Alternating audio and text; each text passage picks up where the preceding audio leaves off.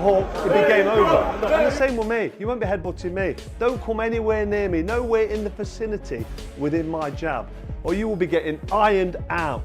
You'll be unconscious. You'll be snoring before you hit the floor. Big John Fury, the bare knuckle champion, the fighting man. You'll be asleep before you hit the floor. So don't talk rubbish. Guys, let's just move on. Come and meet me face to face. I'll eat Froch alive and I'll eat Bellew alive. And by the way, Bellew got his ass handed to him by a bantamweight when he was young, called Michael Gomez. Well, no, the security weren't even needed because the table just went playing. There was nothing the security could do to stop that, was there? No, it's a good job to a lot of people here because it would have gone off. Carl Froch confronts John Fury at the airport after being called out. Tensions boil over as words quickly escalate into shoves, forcing security to intervene. Froch warns Fury that if he truly has courage, he should step into the ring and fight properly. No excuses.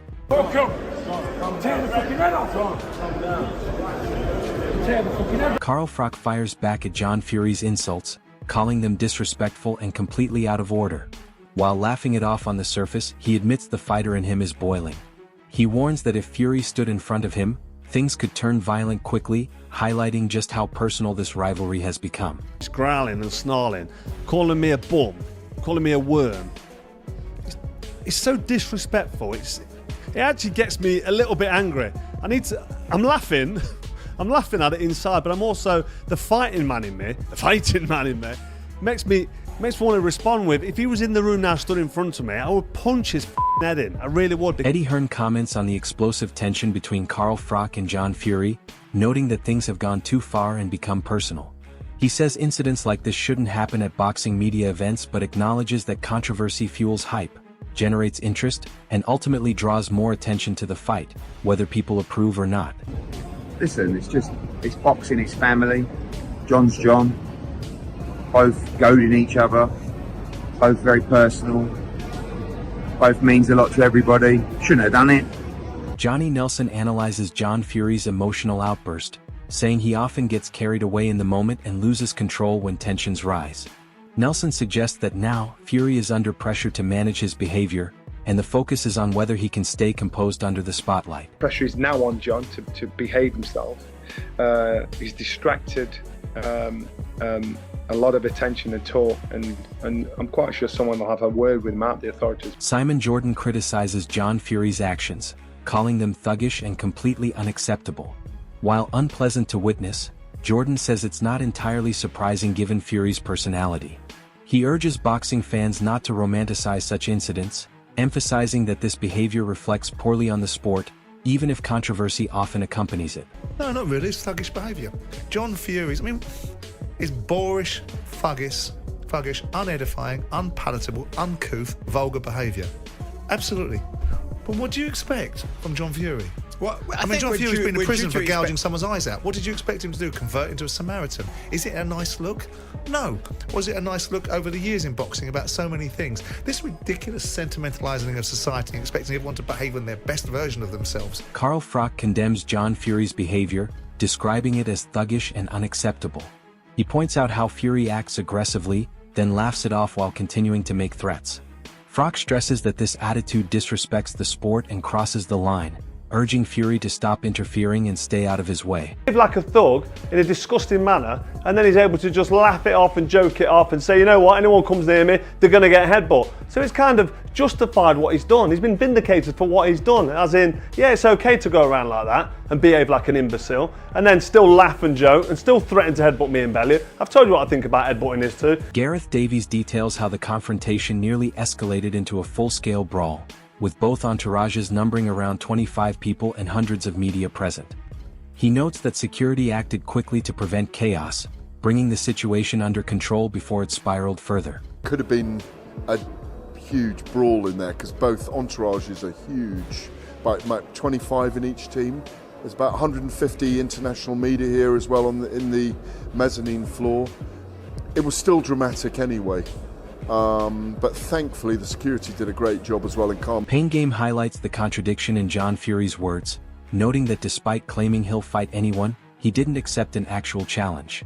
He points out that Fury often talks aggressively in interviews, but reality doesn't always match his statements, adding fuel to the debate over whether this rivalry is genuine or just talk. Within my jab, or you will be getting ironed out. You'll be unconscious. You'll be... John Fury asserts that he's ready to face anyone, refusing to back down from any challenge. His confident and defiant words reinforce his tough persona. In the context of ongoing tension, however, they also escalate the situation, leaving fans wondering whether his intent is real or simply hype. I'll let you first.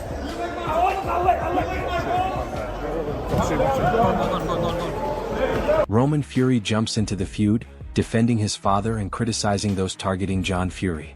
He claims younger fighters are ready to step in and directly warns Carl Froch that he would beat him if it came to a fight.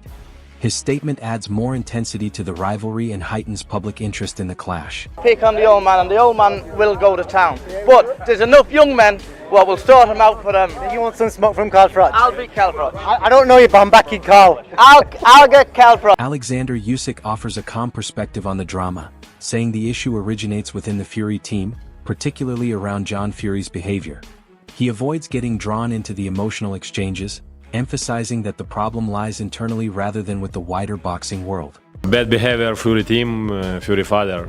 It's problem only. Johnny Nelson shares his perspective on the situation, suggesting Carl Froch will respond aggressively if tensions escalate further. He notes that John Fury's behavior has already achieved its intended effect by generating buzz and keeping people talking about the fight. According to Nelson, whether fans agree or not, the drama has successfully increased attention and excitement.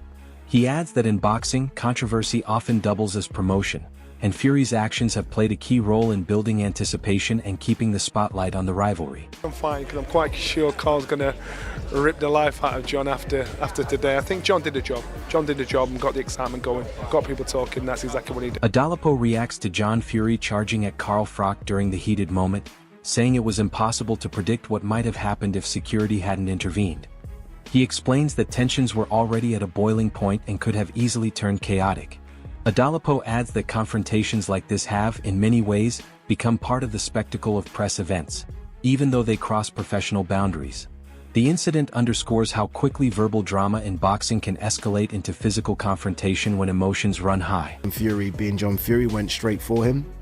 I'm not quite sure what he was going to do if he got to him, but I guess that was the entertainment from the press conference. Spencer Oliver breaks down the confrontation, weighing who might win in a real fight between Carl Froch and John Fury.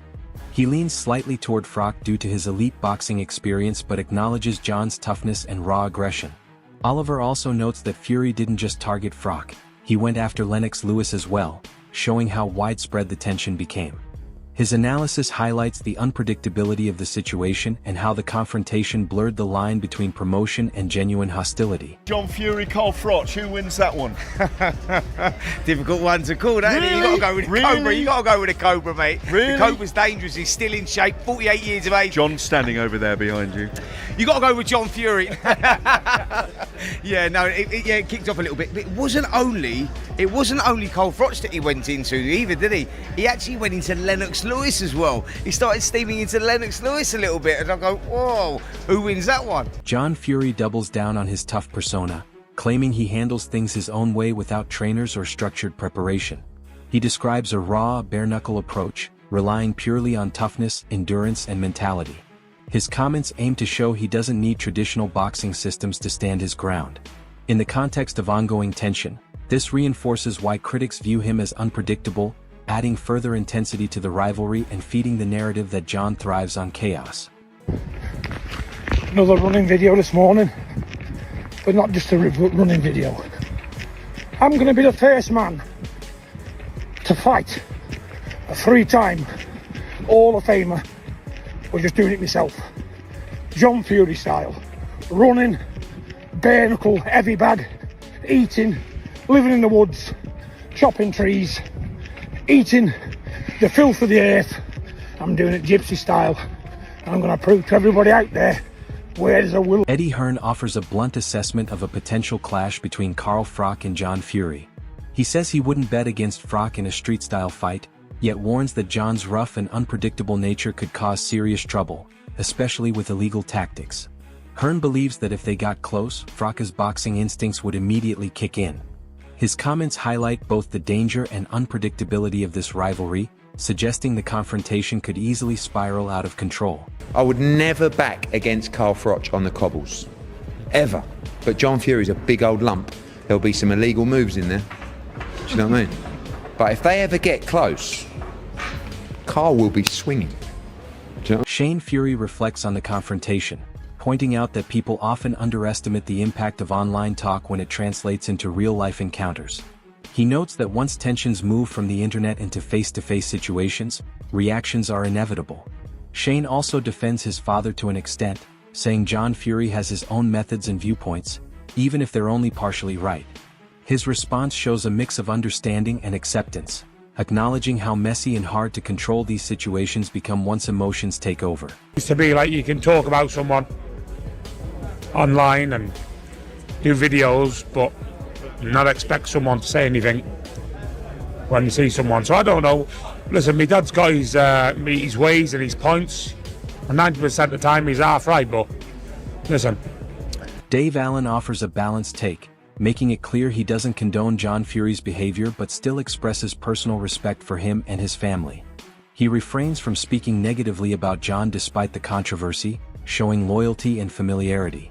At the same time, Allen admits the situation was uncomfortable to witness and not a good look. His reaction reflects the complex nature of boxing relationships, where personal respect often conflicts with public incidents, leaving fans torn between criticism and loyalty. I'm not saying that I condone that behaviour, because I don't. You can't, it's impossible to. But John is my mate, I've got respect for him, I respect the family, we're cool. So you're never going to hear me say a bad word about it, but at the same time, obviously, no. It's probably not the Steve Bunce thing. I thought, bloody hell. Didn't like it, really. Liam Guff examines the long-standing tension between Carl Froch and John Fury, noting how their verbal exchanges have escalated over time. He recalls past comments, including discussions about potential exhibition fights, demonstrating that this rivalry has been brewing for a while. Guff highlights John's willingness to fight anyone for the right money, while Froch has suggested charity-based terms. His commentary emphasizes how the feud shifts between playful banter and serious hostility, making it unclear whether the tension is genuine or primarily promotional. John Fury was doing that and goading Carl Froch, and I know John Fury doesn't like Carl Froch. Carl Froch mentions him, although I haven't really watched much of Carl Froch's videos lately. But Carl Froch, I know, has mentioned John Fury in the past. He's had a go with John Fury. They actually talked about having an actual, was it an exhibition or a boxing type match? And John Fury, any man, any time, was saying words to the effect of, oh, I'll fight you, Carl Froch, but the money has to be right. And Carl Froch basically said, all right, well, if we arrange payment, it can go. Gareth Davies offers insight into John Fury's emotional intensity, particularly when defending his sons. He explains that John becomes highly passionate and reacts strongly when challenged. According to Davies, Fury makes it clear face-to-face that he won't tolerate being called out and is willing to confront anyone. These comments highlight the emotional triggers behind John's behavior, suggesting that much of his aggression comes from family loyalty and protective instincts rather than purely rivalry. What John does, he's very, very, very passionate around his sons when they're fighting, and it gets something out of him. I spoke to him, literally face to face, and I said, well, what is upset? He said, I don't want people calling me out because I'll take any man on. Yeah. You know the comments. Yeah. My guy came. Adam Smith reflects on the escalating tension between Carl Froch and the Fury family, suggesting it largely stems from online criticism and public callouts. He believes John Fury reacted strongly due to comments about him and his family, escalating emotions on both sides. Smith notes that it wasn't just a case of someone refusing a fight, but a buildup of personal friction.